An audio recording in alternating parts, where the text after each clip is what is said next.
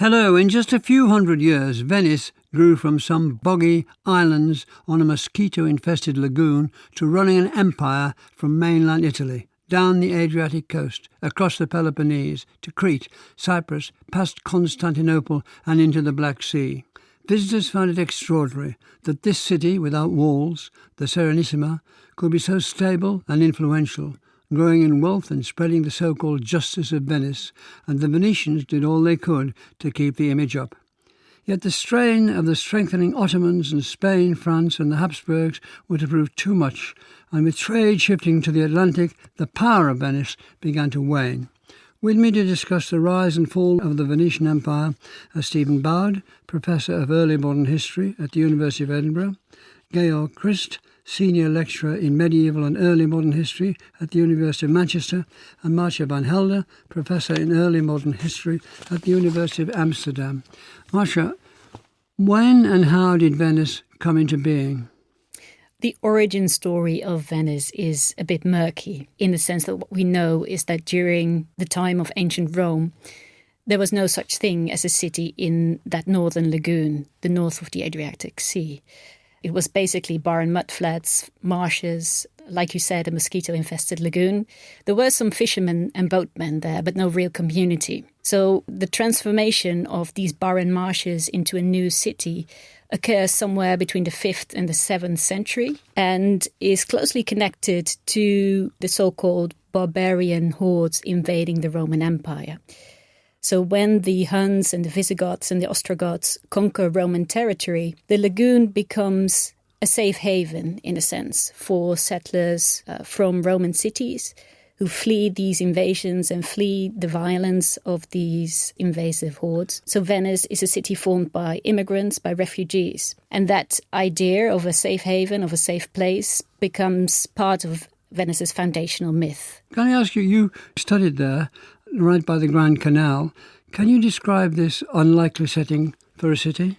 Yeah, for me, coming there for the first time, I had no clue. I mean, obviously, I'd read up a bit before coming, but still arriving there really blew me away. The fact that it is still very much a collection of smaller islands, only connected to one another by bridges and by reclaimed land.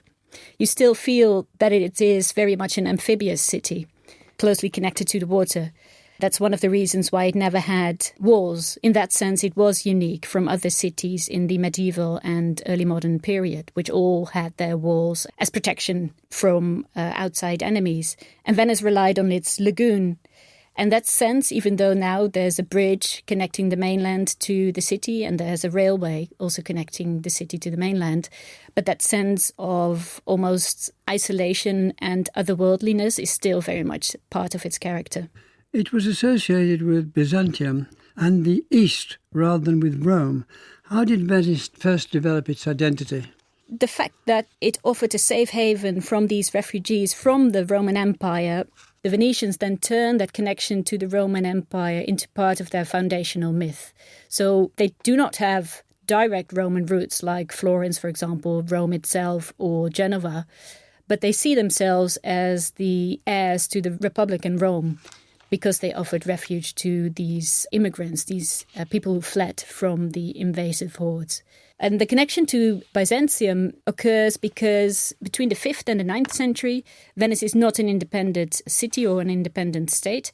It's very much part of the Byzantine Empire.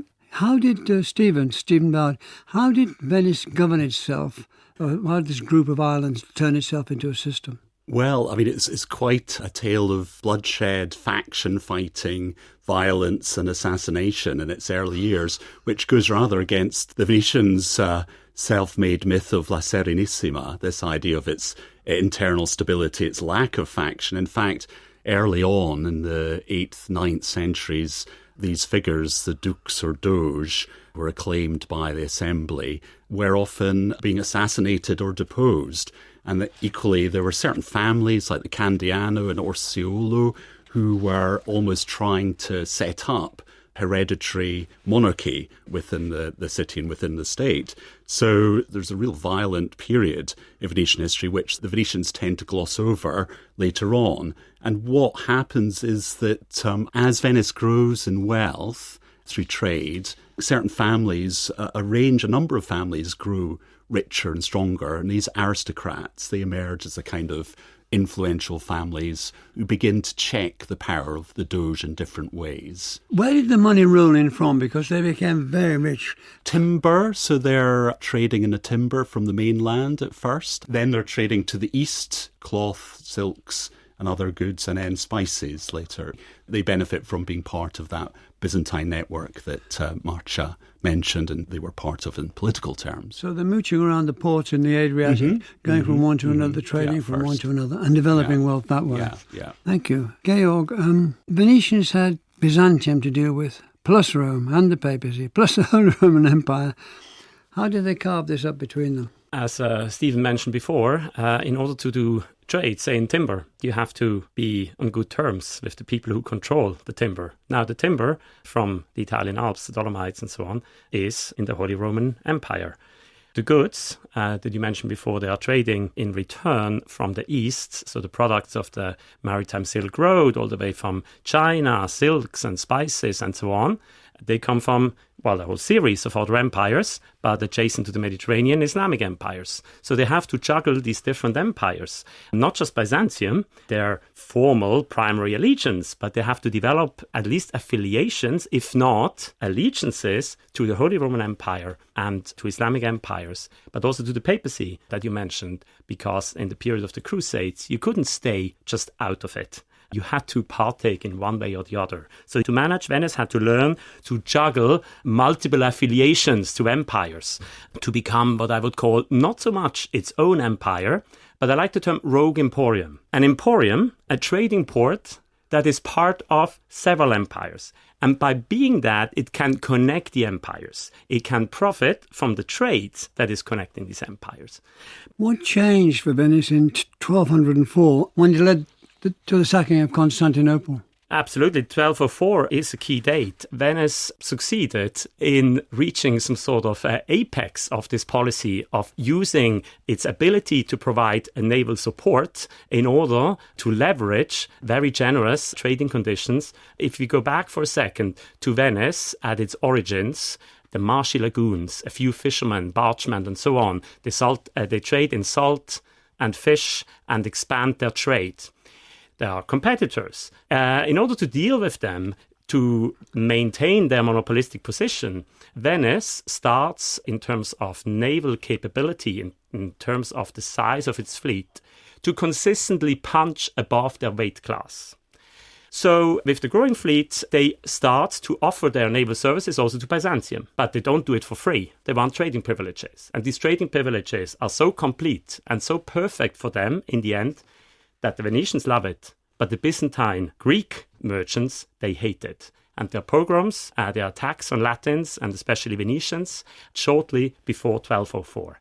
To make a very complicated and long story short, they conquer Byzantium, do not take it over. So Venice resists the temptation to become an empire in its own right. But Venice can basically recreate a Byzantine empire to its perfect liking, thus the start of their colonial empire. Thank you, Marcia. What made the Venetian system so strong? On the one hand, absolutely, that the maritime power base, so both having a very large navy constructed in the arsenal, so the arsenal being in Venice. Yes, exactly, the Venetian shipyard.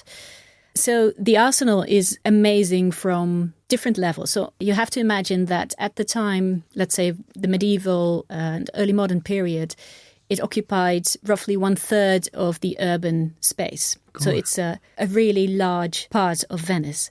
And whereas Venice, the city itself, has no walls, because the lagoon acts as a protective wall, as it were, the arsenal very much has a wall because it's secret and it needs to be protected, because this is basically the heart of the Venetian maritime power and thus of its economic and also political power. This is where they build the most advanced ships. Yes, this is where they build their commercial galleys, but also where they build their navy. So it's both a combination of navy and mercantile vessels. Is it ahead of other similar, if there are similar arsenals, as it were? Yes, absolutely. Why is that? It has the largest workforce in the pre-modern era. up until the 18th century when the British start building ships at this level.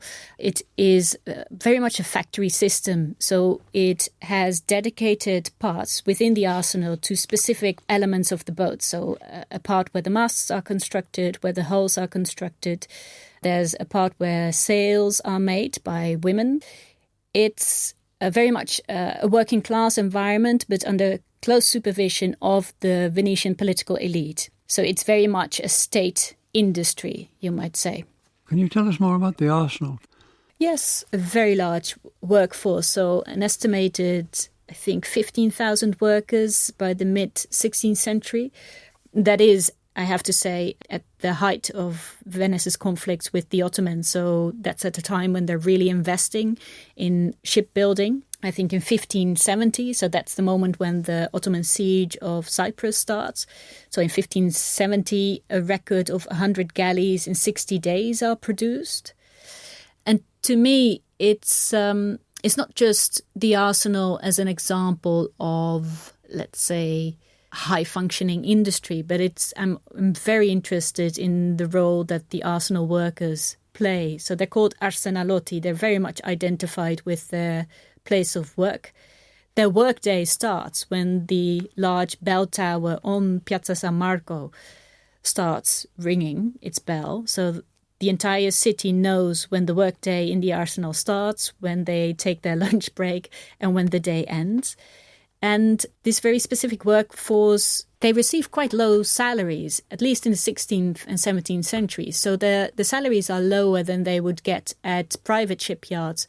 But what makes it attractive to work in the arsenal is that the pay is guaranteed. So even when the state is not requiring ships or a large number of ships, so even when there's less work, the workers at the arsenal are guaranteed their pay. And they basically can go off then and earn some more by doing other jobs.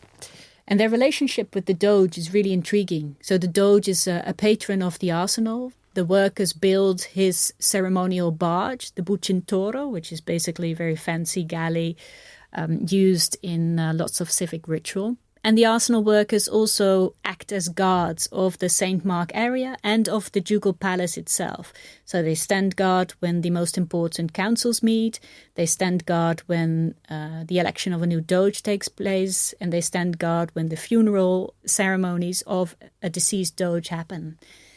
And they also rise up in revolt, so that really spikes quite tense moments in the 16th and early 17th century, because you have basically the palace guard with access to weaponry. So the work tools, hatchets, etc. are quite fierce weapons.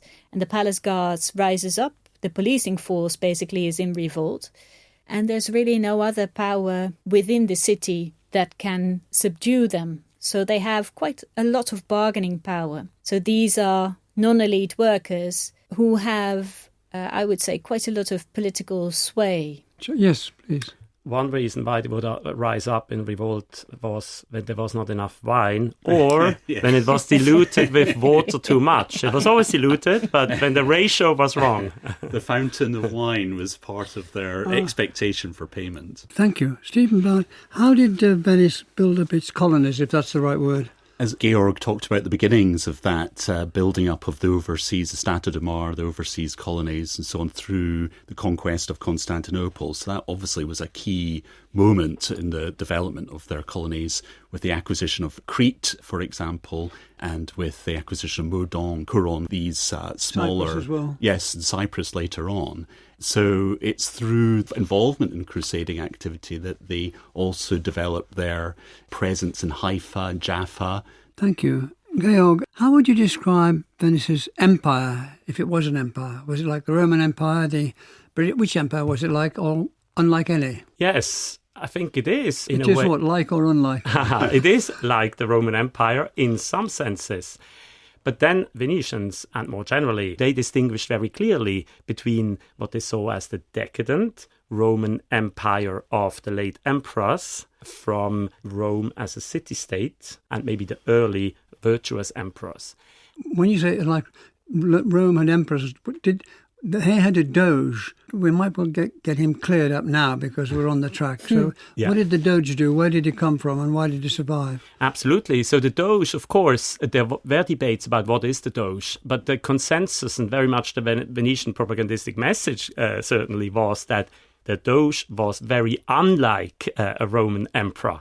The Doge was primus inter pares, the first among equals almost, within a republic, an aristocratic or patrician, elite, if you want, or elitist republic, for sure. Generally old. Sorry? Generally old. And generally old, very old, exactly. And Stephen mentioned this early phase. Then the Doge had already arguably quite some power, and there were the fear of a family making the job or the title hereditary.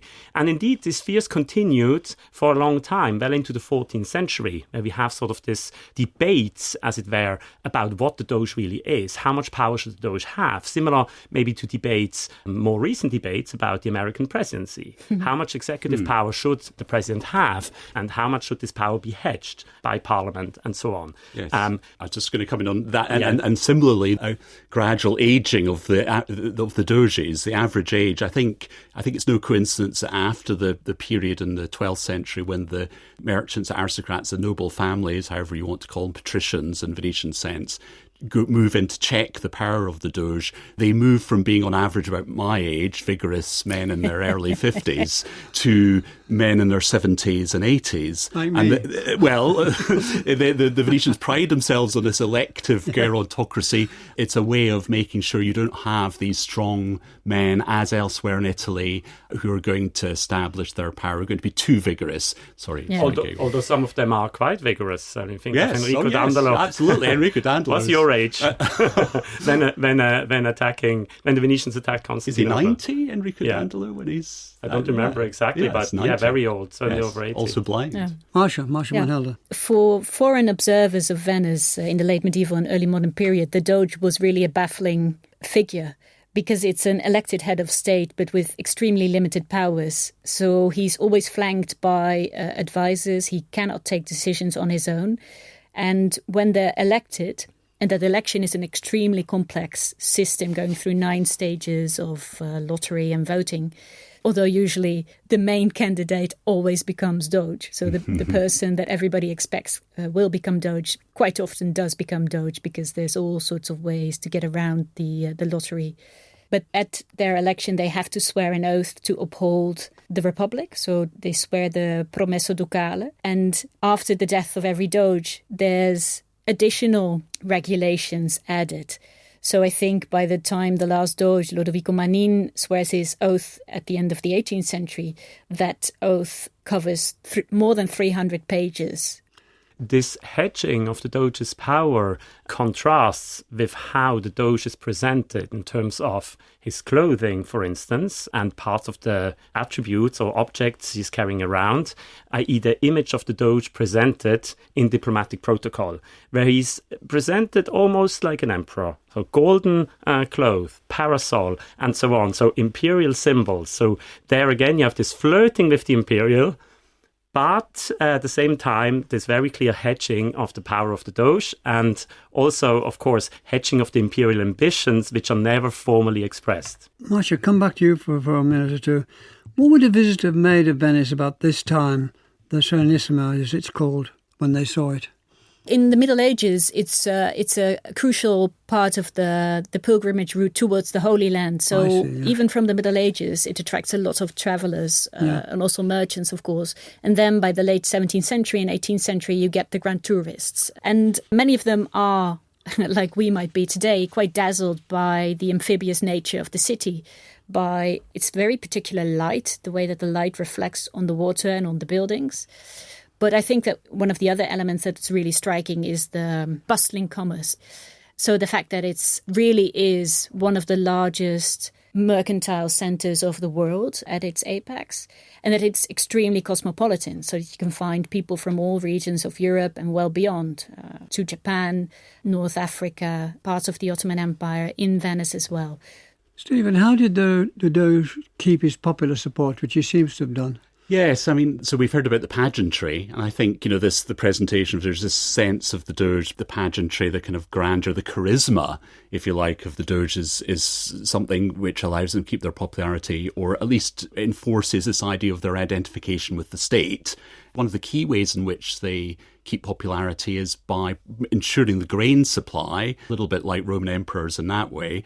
And when the grain, sometimes this is out of their own private funds. Well, they don't have grain in the mosquito-ridden Adriatic. No, it has to be imported from quite, farther and further afield in the Mediterranean. And when that fails, there are state granaries, and they also exploit the mainland empire. They move into the mainland empire from the beginning of the 14th century. What is the mainland empire? So they attempt to take Ferrara at first, and they fail there. But they then progressively swallow up Padua, Treviso, Verona, Brescia. So it's an empire on the mainland which stretches all the way to the borders of Milan into Lombardy, as we'd see it today. So it is a very extensive mainland empire. And one of the reasons they do that is for the grain. Yeah. So they're in an exploitative colonizing relationship. So the Doges, when the Doges fail to provide the grain, they are really unpopular. We have one case in the 16th century of Doge who provided bread which was made out of millet rather than out of the preferred grain. And he was, when he died, the chant went round the city, the millet Doge is dead. Hooray, the millet Doge is dead. So it was quite he became very unpopular because he had failed. Was he been popular before he died, or was he popular after? I don't know, No, Marcia. no. We can probably say more about this episode. No, this is Doge Loredan. He's not very popular at all, unfortunately. He did not even really want to be elected, but it was a tied vote between two more popular candidates, and he was elected as something of a dark horse and considered already quite weak when he took office. And it's true what Stephen said. His funeral has to be rerouted. So his funeral procession has to be rerouted because there's Venetians waiting at the church where the mass was supposed to be held, waiting with their loaves of bread, which they wanted to basically launch at the Doge's bier. Georg, what image was Venice projecting at this time, at home and abroad? And what was he trying to project, more importantly? Venice was definitely drawing on the elements that Martje already mentioned, the dazzling nature of Venice, the wealth of its trades, all the goods of the world congregating in Venice, its safety without walls. So this image of sort of Venice as almost blessed, particularly blessed location. But then it also emphasized the element that you just mentioned, that in these marshy lagoons there was not much to do. So there was sort of a frequently recurring saying that was used in diplomatic language and many other occasions, that the particular location and condition of Venice is such, without fields, without wines, without any other productive assets, that it can only engage in the exercise of trade, i.e. practicing trade. So that there's no other way for Venice to survive than to trade. In order to justify, for instance, these cozy relations with multiple empires, the continuous trade, even in times of crusade. So they use that and they try to promote that sort of insight into the necessity of trade for Venice. But then they also, of course, have to play up to counterbalance this their crusading credentials, so to emphasize that they are actually doing crusades. They are not just dealing with the infidels, they are supporting the Pope, they're good Christians. What helps is that increasingly in the 14th century, there is sort of a bifurcation of crusade. We have now two crusading enemies. We have the traditional Egypt and Holy Land, sort of south-eastern orientation, but then we have also the Turkish entities and eventually the Ottomans rising up as an alternative target for crusades. And that is great for Venice because then they can say, look at what we are doing. We are fighting the Turks much more than you do. So you better shut up. Then also, of course, again, linking back to the civitas and sort of Roman antiquity, they promote this image of the perfect republic that balances out the disadvantages of monarchy, democracy, and aristocracy in this stable. And that's something that's very much emphasized, not just by Venetians, even foreigners, Florentines, are praising Venice for the stability of its institution, its perfect constitution of a oligarchic or, well, they would say aristocratic republic. Yeah, I was thinking, because Georg said blessed location, and I think it might be important to underline that that's taken quite literal in the sense that the Venetians see their city as under the direct protection of Saint Mark, the evangelist, with this idea that at the start of the 9th century, two merchants from the Venetian region took the body of Saint Mark, which at the time was in Islamic Alexandria. They took the body and they stole it, indeed. They smuggled it under a load of pork,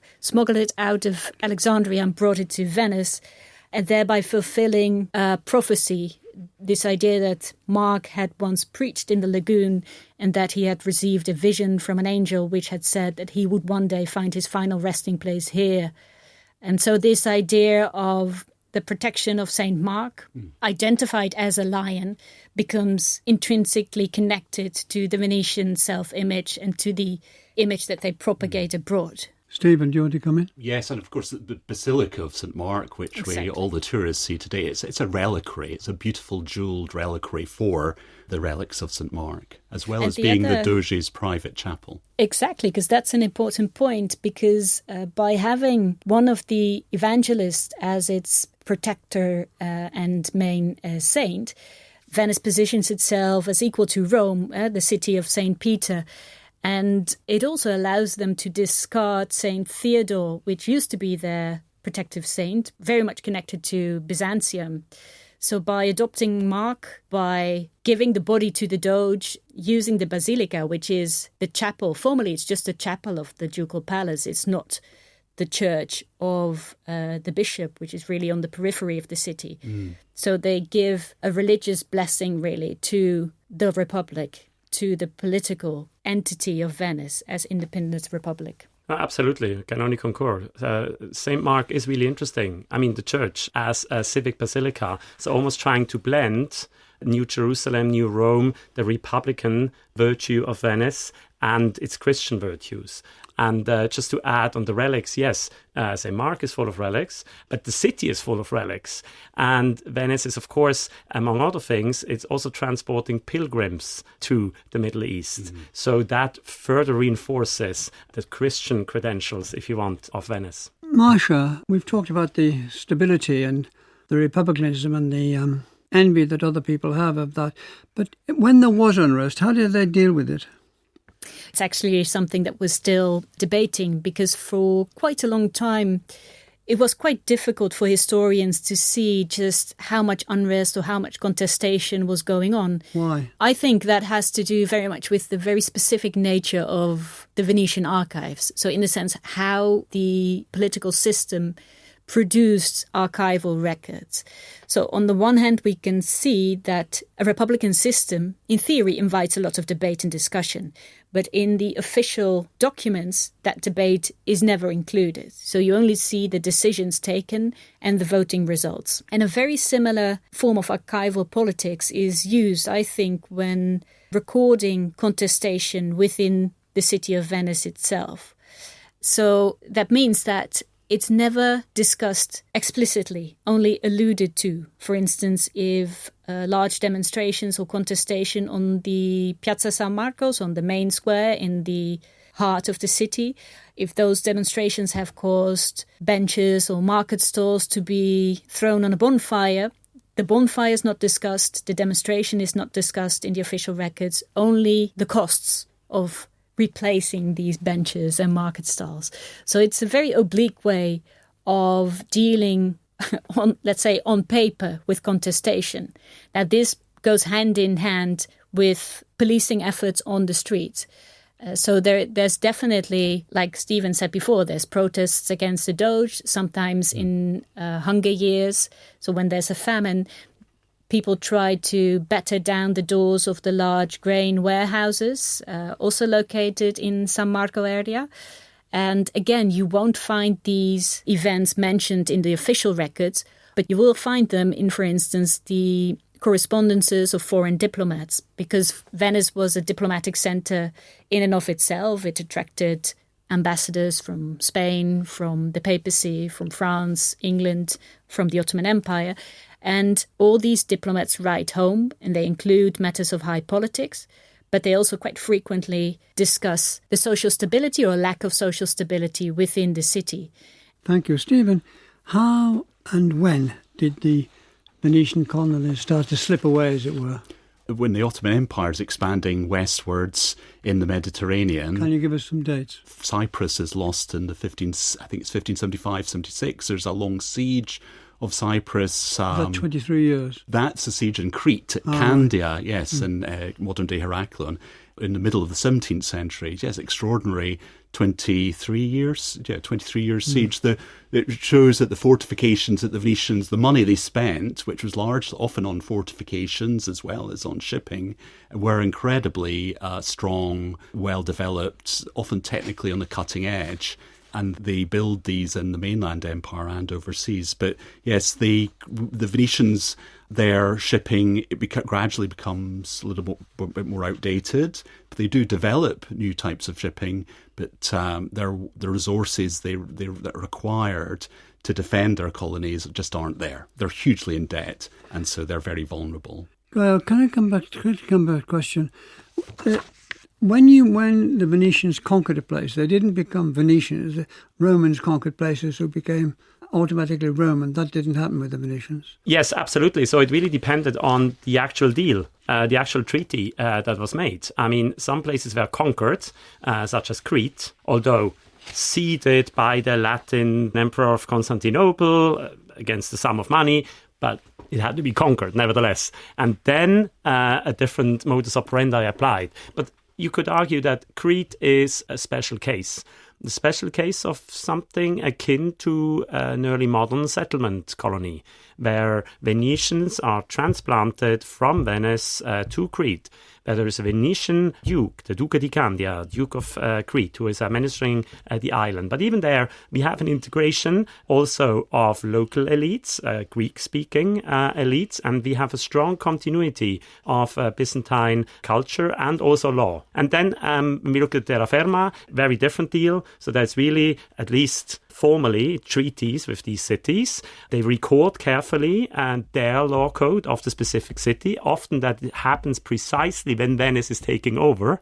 So it's about preserving their, well, I won't say independence because they're now under Venice, but to preserve as much independence as they can, because often there was a choice, either Venice or a local signore, i.e. despot, or if you want, or tyrant, or becoming part of a territorial state. So Venice was sometimes maybe just the lesser evil and allowed, depending on the circumstances, these different polities to preserve as much of the status quo as possible. And that was, in a way, the strength of the Venetian system, and certainly that was a great benefit for a lot of the polities under this Venetian umbrella. But according to some colleagues, that also was the big disadvantage because it prevented Venice from becoming an integrated state or early modern empire. Marcia, was it inevitable that Venice was going to decline? It held on much longer than they themselves might have imagined, because one of the crucial elements is that commercial foundation. So their role as a link between East and West, having a monopoly on certain trades, specifically in the spices and pepper trade, for example. And so when the Portuguese at the end of the 15th century, start of the 16th century, start the circumnavigation of the Cape of Good Hope towards Asia, that is also seen by the Venetian as an undermining, basically, of that commercial foundation. Now, it would take at least another century before they really saw that trade slipping away, mainly because of the East India companies established first by the Dutch in 1602 and then by the English. And so it's the rise of the Atlantic empires, the Dutch, the French, the Spanish, and also of course, the English, that really signals the end of Venice as a maritime and commercial superpower. So in that sense, the late 17th century and 18th century, also with the loss of the colonies to the Ottomans, really signifies the end, you could say. Stephen, as a case study, what attracts people, scholars these days? What's fascinating to them about Venice? There's been a long fascination with Venice that goes back to the period, the medieval, early modern period, well into the modern period. First of all, in terms of the qualities which we've been highlighting today, in terms of longevity, it's very long-lasting. In terms of its apparent stability, it's an internal stability. It's strangely mixed constitution with its monarchical, democratic and aristocratic elements. And indeed, it's been called a sort of Elizabethan political science fiction by one writer, which signifies a kind of fascination that contemporaries had with it. And I think a lot of that has carried on into the modern era as well. Venice often seemed to be an unusual case or out of step with the supposed classic process of state building or modernization and so on. I think there's a lot of the fascination people have is from this oddity and strangeness of Venice. Obviously, nowadays scholars try to say, well, Venice wasn't so different, and look at the ways in which it does conform or echo processes and places that we see elsewhere. But nevertheless, I still think there is that oddness, the strangeness, that amazing jarring feeling as you reach Venice, which makes it so still fascinating for scholars. There's also 50 miles of archives. Yeah, that's both a blessing and a curse, I would say. Georg, where do you still see today traces of the influence of Venice, politically, commercially, whichever way? Where is it, if it is, where is it? If we take something visual, very visual, the winged lion of St. Mark, we find it still all over the former Venetian Empire, and of course in Venice, everywhere in Venice. But not only in Venice and in the former Venetian colonies, we find it also in places that are really at the very fringe of Venetian influence, or you could say firmly outside of it, such as in Basel, on the house of a merchant. And of course, art historians have argued, this merchant had connections with Venice. Maybe he had. But it's not necessarily the case. It could also just be that the winged lion of St. Mark became a symbol for not just Venice, but things that allegedly Venice stood for, such as freedom of trade, liberal trading order, republican virtue, and so on and so forth. And that's maybe the reason why we find it also in the logo of the Assicurazioni Generali, which started in the Austrian period, or period of Austrian occupation in northern Italy, and had duly, of course, the Austrian double eagle as their logo.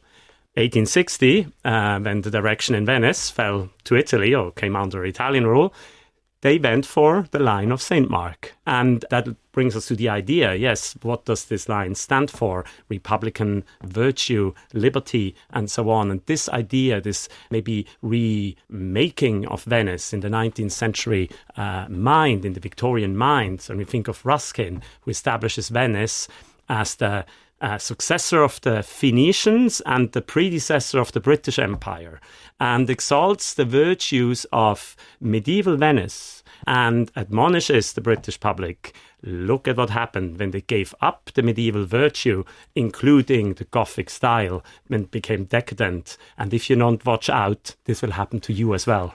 Stephen, the word Republican has been mentioned several times in this discussion, but it hasn't been developed.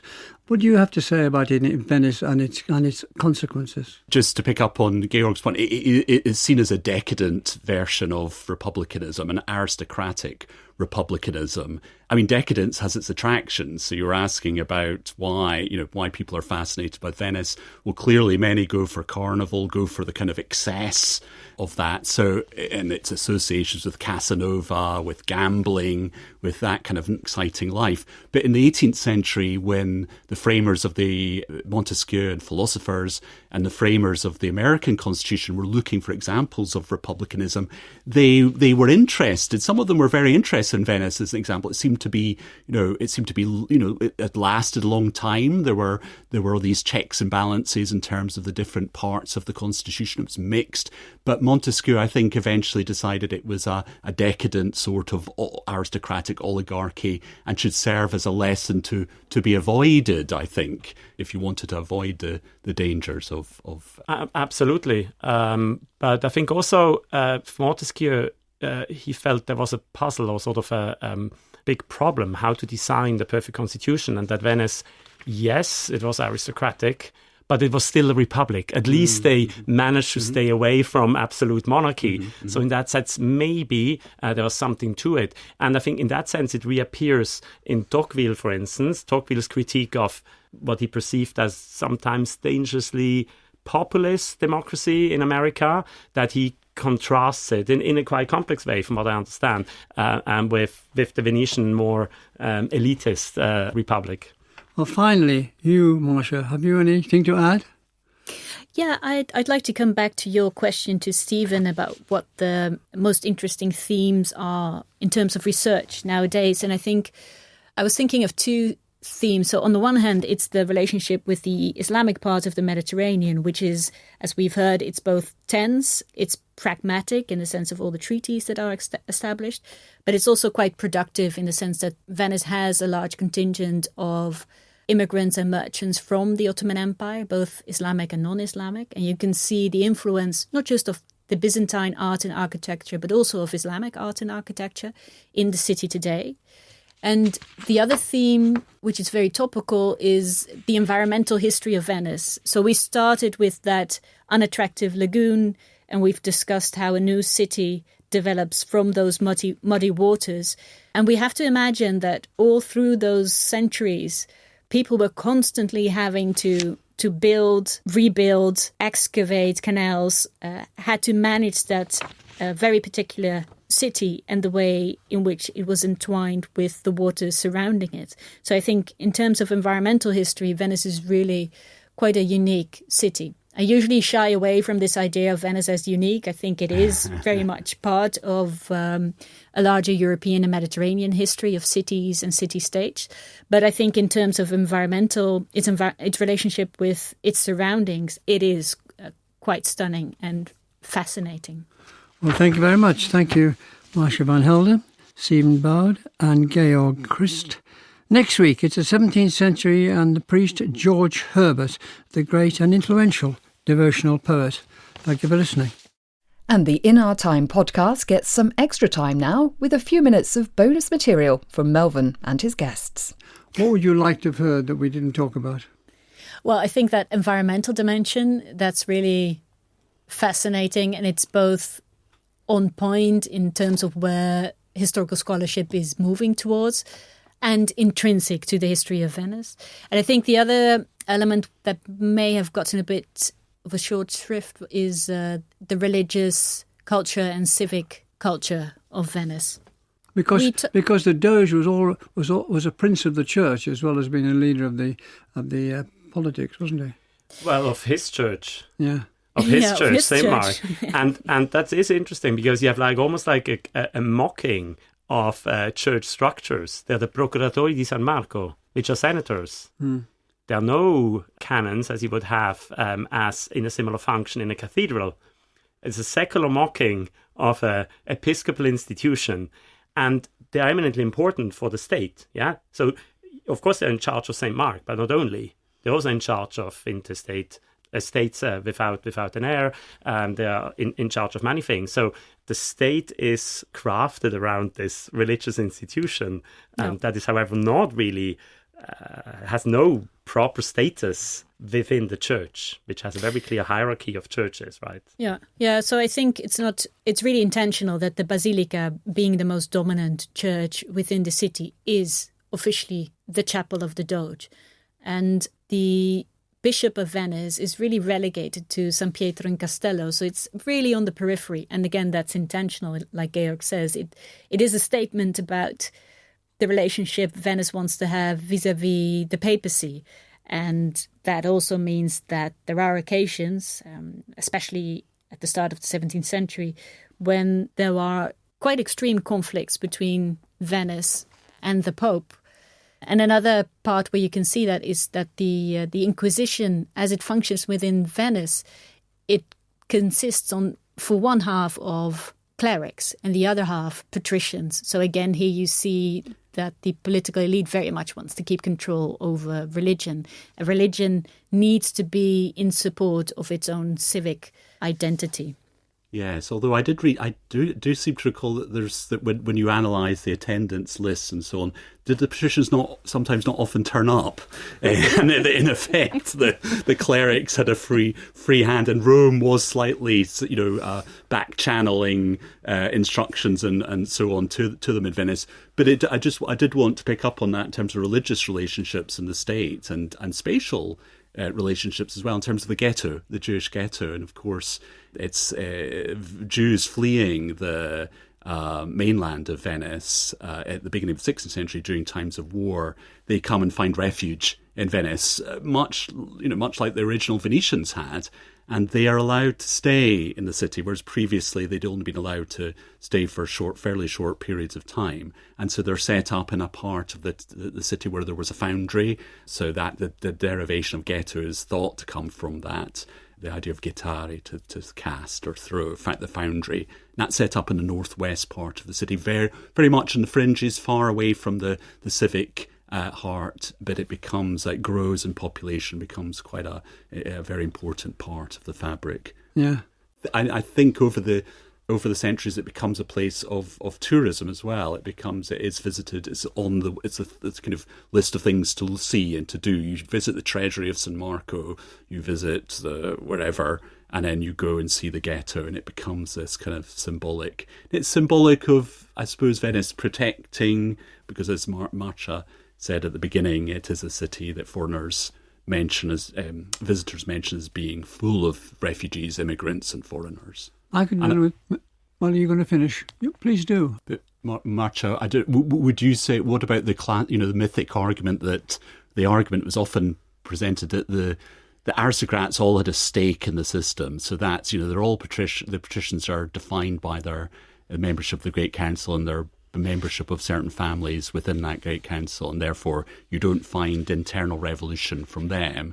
And then in terms of popular revolt, you don't find popular revolts because the people have a stake in Venice, because they know that justice will be administered fairly, for example, or they will have a stake in the scuoli, these charitable organisations, the confraternities, and in other in the trade bodies. That was often sometimes presented as reason for its stability. I wonder just curious to know what your thoughts are on that. Is that all mythic, or do you think it did play a part?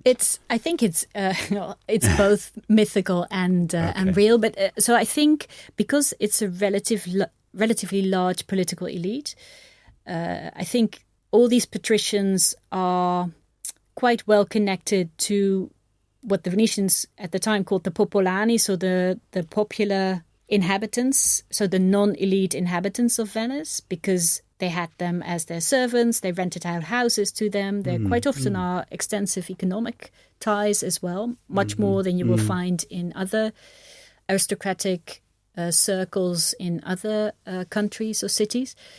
But I think the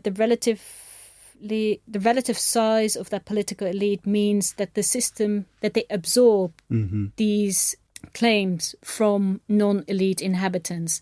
So I think rather than sort of acceptance, which is popular acceptance of patrician rule, which is very much the mythical ideal, I think the patrician system reacts politically to the demands made by the non-elite inhabitants. So it's much more reactive, I think, than what we've considered it to be before.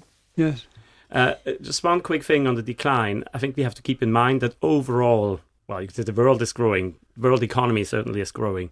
So Venice is not so much declining, I would argue, than staying what they are. Yeah, so relatively, they decline. But I would say there is decline. For instance, there's a massive expansion of the administrative apparatus, which might also explain the social cohesion, because now everybody and their dog have a stake in Venice, because there's so many offices, so many little jobs. There are always new ones, but the old ones don't go away. And the other thing is what we talked about, the shape of the Venetian, or quite elusive sort of nature of the Venetian Empire or political realm, could be an interesting model maybe for us now that nation states, increasingly centralized nation states, struggle to finance this enterprise. This onion-shaped structure or layered structure where we have cities and we have like a layer, a sort of a loose layer on top, and that it's more locally and ad hoc negotiated. And thirdly, in terms of trade connectivity, again, this model of empires and interlocking rogue emporia shows us there is an alternative to top-down international organizations or initiatives like the Maritime Silk Road today that is dominated by one player. It can be several players that are working together to produce global connectivity. Well, thank you very much. That's plenty to chew on. Thank you very much. Do you want your coffee, Melvin? Thank you. Thank you. I'll have a little tea, yes, please. Coffee, please.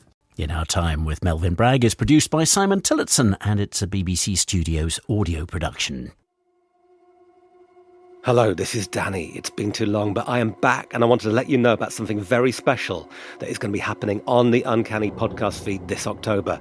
As we all know, this is the month of Halloween, that most ghostly time of year. And to celebrate, I am going to be doing a Halloween Advent calendar. Every single day during October, I will be dropping a brand new mini case into the Uncanny feed. Each one under 2 minutes long, a tiny bite-sized nugget of terror, an email from a listener recounting an experience they believe may have been paranormal. But is it?